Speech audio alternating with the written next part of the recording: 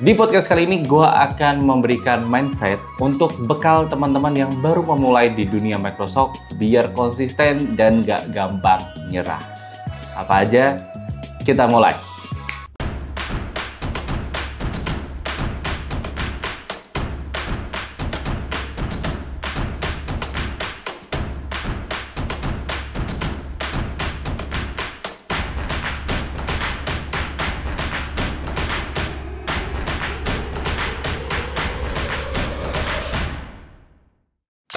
Halo teman-teman, balik lagi ke Reski Pradata Podcast. Di podcast kali ini ataupun di channel ini kalian bisa mendapatkan informasi seputar dunia Microsoft. Jadi pastikan untuk diklik follow yang datang dari Spotify dan klik subscribe yang nonton lewat YouTube.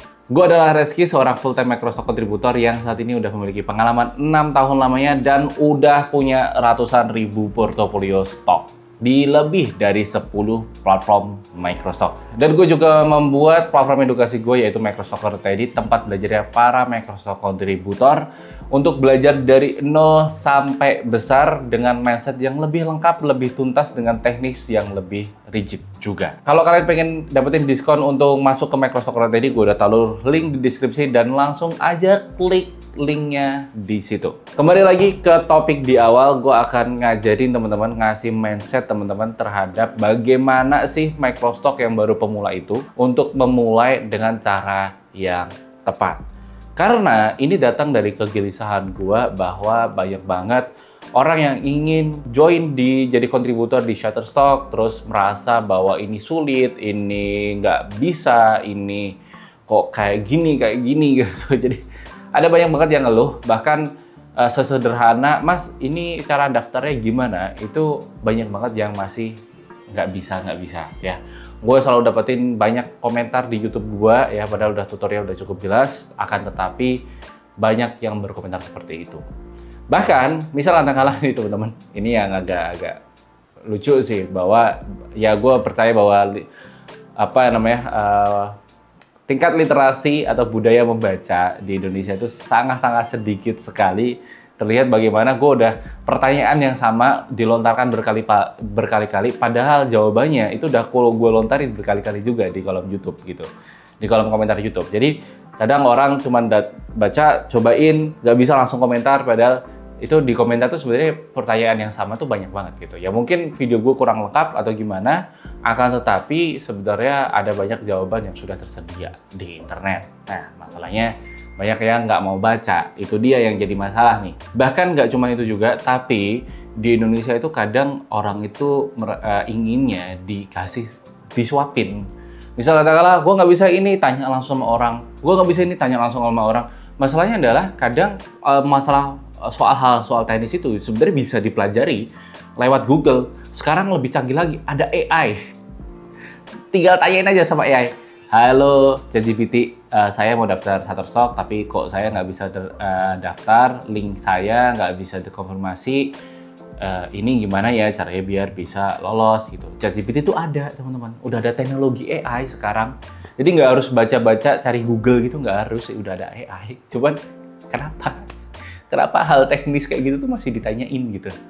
Gue nggak heran sih sama nanti di kolom, tapi gue yakin podcast ini nggak begitu banyak yang nonton karena ya ini bukan, kita nggak bahas soal teknis. Cuman ya buat gue content creator sebenarnya itu juga jadi ladang cuan gue buat orang-orang yang males untuk mencari. Ya dilema sih, dari POV, beragam POV akan sangat disayangkan kalau orang Indonesia itu asal urusan teknis kayak gitu nggak langsung dicari tahu padahal udah ada alatnya, tapi itu buat kita seorang yang ngerti soal cara bikin konten yang bisa memanfaatkan itu cukup cuan yang gede gitu loh. Karena kebiasaan orang Indonesia seperti itu yang bikin konten-konten di Indonesia cenderung banyak view-nya dibandingin yang ada di luar negeri. Gitu teman-teman. Kaos I'm Stock Photographer dengan bahan katun bambu yang adem dan menyerap keringat. Cocok banget buat kamu pakai pas lagi hunting stock foto. Sekarang bisa kamu dapetin di e-commerce kesayangan kamu. Langsung cek link di deskripsi. Nah, kembali lagi, jadi kegelisahan itu tadilah yang membuat gue ngerasa kayaknya teman-teman perlu untuk menginstal mindset yang tepat dalam memulai menjadi seorang Microsoft contributor. Yang pertama, pelajari dulu apa itu Microsoft. Ya, wajib teman-teman.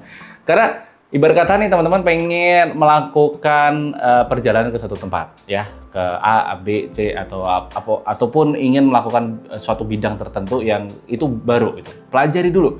Apa sih soal Microsoft itu? Bagaimana sistem kerjanya? Siapa pembelinya? Siapa penjualnya? Bagaimana istilah teknisnya? Dan seperti apa platformnya? Itu dipelajari terlebih dahulu. Dikepoin dulu. Shutterstock.com itu apa? Terus ini mekanisme pekerjaannya seperti apa? Ya, itu di internet banyak banget. AI bisa menjawab itu, ya. Itu dipelajari terlebih dahulu. Karena banyak banget juga yang tanya di kolom komentar, jualan foto emang yang beli siapa? Orang di Google ada banyak gratis. Nah, komentar netizen kayak gitu yang membuat kayak, ini nih SDM rendah nih. Jadi kayak gitu kadang-kadang ngerasa kayak, kok bisa ya orang mengejudge tanpa mencari tahu terlebih dahulu. Bahkan banyak juga sebenarnya mungkin kebiasaan juga bahwa sekarang itu ada fenomena namanya korupsi informasi. Jadi korupsi itu nggak cuman dikontekskan dalam bidang uang, tapi juga informasi. Korupsi informasi itu seperti apa, Mas Rizky?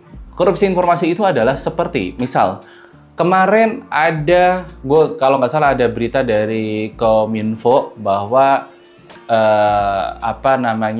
berita soal pencatatan KTP itu dia jawabnya apa, tapi sebenarnya itu runut banget, cukup detail, cukup jelas. Pokoknya jawabannya adalah, kalau nggak salah teman-teman, koreksi kalau gue salah ya. Pada ini ya kita akan ikuti prosedur. Cuman di situ doang, tapi itu di belakangnya. Kalau menemukan penyelewengan atau mengambil hak secara ini, itu bisa kena undang-undang. Tapi media itu cuma mengambil depannya doang, belakangnya nggak diambil. Nah, itu korupsi informasi namanya. Jadi nggak clear, dipotong-potong. Gue bukannya belain pejabat atau gimana, teman-teman. Tapi juga media kadang tuh rese juga. Media yang rese-rese seperti itu yang menciptakan sebenarnya orang-orang dengan rendah literasi karena mereka nggak mau kritis juga. Makanya orang-orang yang skeptis terhadap Shutterstock itu juga banyak, gue nggak heran juga. Ya tadi, karena siapa yang beli gitu, nggak usah jauh-jauh. Dulu gue sempat pernah kena bahwa Mas Rizky ini cuma jualan kelas doang gitu. Shutterstock-nya nggak banyak kan hasilnya. Tapi dia nggak pernah lihat Shutterstock gue portofolionya berapa. Dan dia bukan orang yang ngerti dengan jumlah portofolio segitu, itu pendapatan kisarannya berapa tuh nggak ngerti. Jadi gue kadang kayak ngerasa, wah, salah nih orang gitu kan. Banyak orang yang setengah-setengah memahami ini atau bahkan skeptis atau bermindset fixed mindset dibandingkan grow mindset. Fixed mindset itu lebih kayak ya menyangkal biar seolah-olah dirinya lebih baik. Jadi mindset-mindset seperti itulah yang harus dihilangkan. Makanya balik lagi adalah usahakan untuk mengenali industrinya terlebih dahulu. Di microstock.id ataupun di kelas-kelas gue selalu menjelaskan apa itu microstock. Ya, karena biar mereka paham, gue nggak akan cuma ngajarin soal bagaimana cara jual teknis doang, tapi industrinya seperti apa sih? Kayak gimana? Apa itu microstock? Jangan-jangan haram, jangan-jangan ilegal, jangan-jangan ini sejenis pinjol, jangan-jangan semacam-macam. Tapi mereka itu hanya menebak-nebak tanpa mengklarifikasi atau mencoba mencari tahu apa itu industrinya. Yang kedua adalah teknis platformnya dipelajari. Ketika udah mempelajari mempelajari platformnya industrinya seperti apa, pelajari platformnya.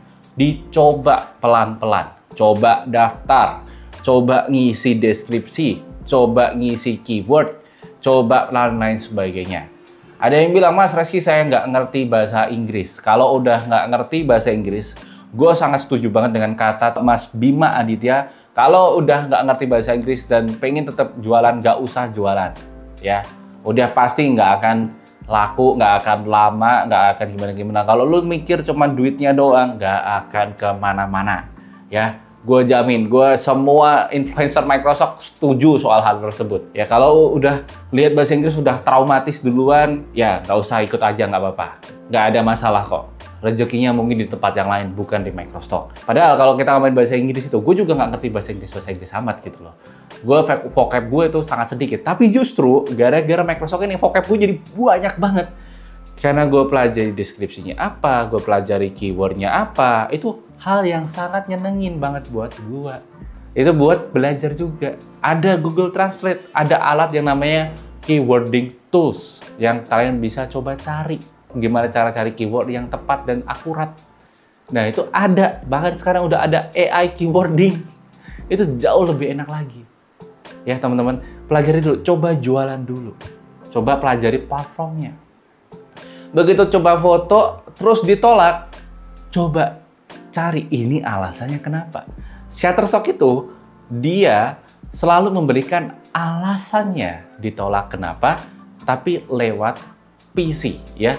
Lewat mode PC, bukanlah lewat mode HP. HP itu juga sebenarnya bisa, cuman harus diklik dulu baru kelihatan alasannya ditolak apa. Misal katakanlah missing mode release, out of focus, noise and grind, dan sebagainya. Kalau teman-teman diklik itu sebenarnya bisa dijelasin sama Shutterstock. Cuman, kalau kalian nggak ngerti, masih nggak ngerti bahasa Inggris, coba cari di YouTube. Banyak banget. Ada banyak teman-teman gue yang udah bikin konten mengenai solusi-solusi dari ditolaknya foto kalian. Mulai dari Mas Fajrul, Mas Bima Aditya, ada Mas Ega di Daily Street Project, dan lain sebagainya. Ada banyak banget yang bisa kalian akses secara gratis. Jangan males. Apa-apa, wah mas saya ditolak karena ini males dan sebagainya. Nah itu mindset yang salah. Itu yang kedua teman-teman, pelajari platformnya. Yang ketiga, jangan pernah berpikir bahwa ini akan menghasilkan uang yang instan dalam waktu 1 tahun lamanya. Gue selalu bilang di semua kelas gue bahwa kalau pengen kerasa hasilnya itu ada di tahun kedua, ketiga, keempat, seterusnya. Dengan syarat tetap konsisten selama 1 tahun. Kalau teman-teman memulai nggak konsisten, terus menunggu tahun kedua, ya itu nggak akan apa-apa teman-teman. Nggak akan jadi apa-apa. Ya, jadi pastiin dulu teman-teman konsisten dulu selama 1 tahun lamanya. Begitu 1 tahun lamanya konsisten, kalian pelajari ini kenapa, bagaimana cara meningkatkan kualitas fotografinya. Ya, itu tadi.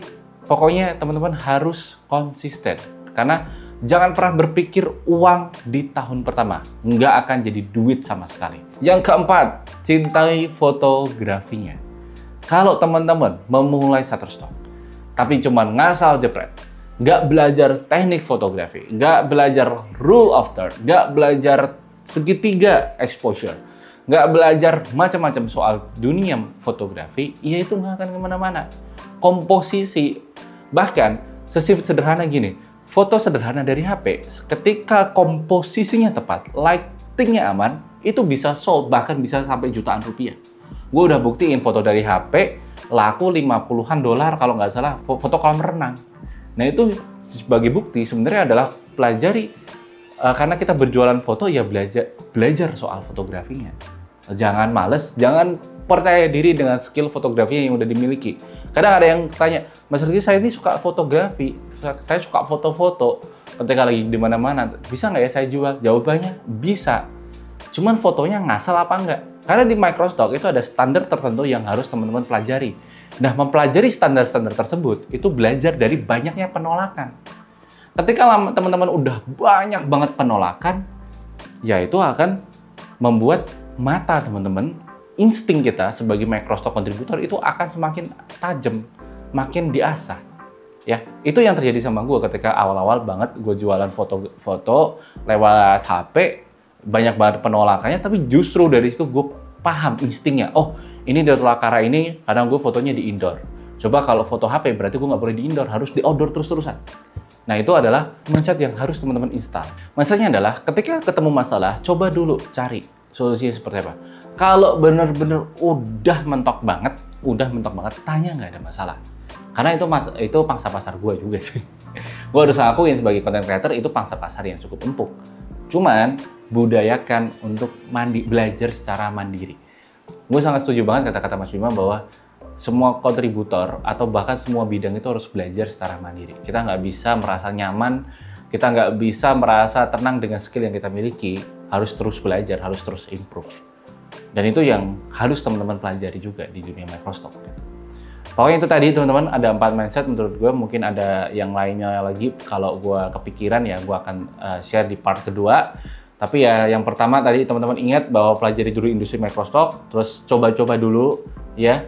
Terus yang ketiga jangan pikirin uang di tahun pertama, nggak akan ada uangnya sama sekali, gue jamin nggak akan kerasa. Dan yang keempat adalah selalu belajar mengenai dunia fotografi seperti apa. Bahkan videografi pun juga harus teman-teman pelajari. Karena kalau nggak dipelajari ya stagnan.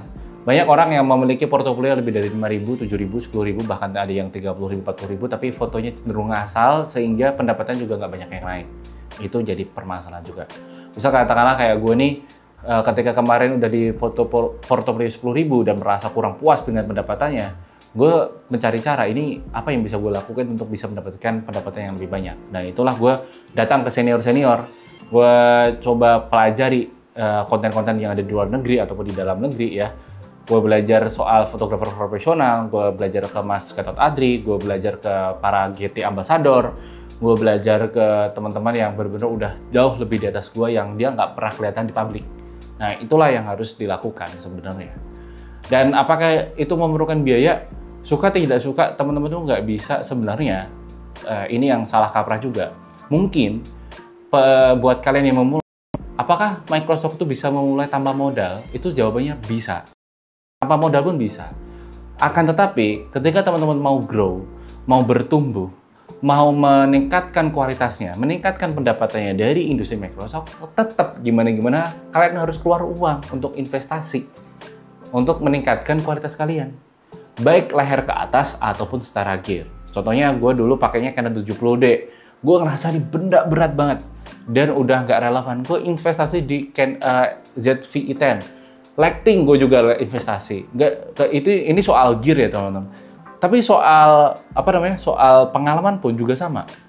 Gue belajar kelas kemarin ikut huntingnya para GT Ambassador. Gue harus iuran kalau nggak salah sekitar 2 juta rupiah satu orang yang gue iuran. Buat gue bukan masalah huntingnya, tapi bagaimana cara gue untuk belajar. Ya, ketika kemarin ada orang luar negeri yang bikin e-course, gue bayar juga e-course-nya, cukup lumayan mahal nih untuk fotografi. Kenapa harus kayak gitu? Ya karena gue harus belajar. Gue harus belajar di situ. Jadi nggak bisa teman-teman kayak ngerasa, ya gue seadanya ini, ya memang kalau masih awal seadanya ini nggak apa-apa. Tapi kalau untuk bertumbuh, harus berani investasi. Dan balik lagi, investasi di gear atau investasi ikut kursus dan sebagainya, itu kembali lagi ke teman-teman semua gitu loh. Ya, wah mas, kita kan ada banyak konten gratis, di BT ada banyak dan sebagainya. Ya balik lagi, sebenarnya buat gua, mindset yang mental gratisan, itu sebenarnya cenderung mindset yang menyepelekan sebenarnya. Kalau mau serius ya pasti beda. Oke, gitu ya teman-teman, menurut kalian gimana mengenai podcast kali ini? Boleh dong ditulisin di kolom komentar atau kolom pendapat di Spotify ataupun di YouTube ya. Gue terbuka terhadap masukan dan kritikan juga. Kalau misal ada gimana-gimana, disclaimer juga. Banyak yang komentar, Mas Rizky kalau menjelaskan terlalu bertele-tele ya, karena buat gue ini kayak kita ngobrol aja gitu. Gue nggak bikin skrip sama sekali gitu. Ya ada di otak gue yang gue tulisin gitu. Jadi kalau bertele-tele dan sebagainya, itu balik lagi ke bagaimana cara kalian menangkap gitu. Kalau gue jelasin kayak gini, yang pertama adalah A, yang kedua B, kedua C, ketiga D gitu kan. Paragraf satu poin cuma ada 3 paragraf doang. Kalian kadang nggak utuh menangkap informasinya juga ya. Jadi itu sih pembelaan gue. Ya gue cuma pembelaan aja. Oke gitu ya, thank you so much udah nyimak podcast ini sampai dari awal sampai akhir. Jangan lupa untuk follow Instagram gue di Reski11, IG-nya dan TikTok-nya. Pokoknya semuanya Reski11, di subscribe juga, di follow juga di podcast-nya di Spotify ataupun di YouTube.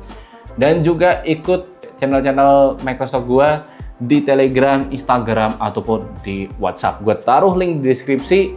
Oke gitu aja, goodbye. Sampai jumpa di podcast selanjutnya.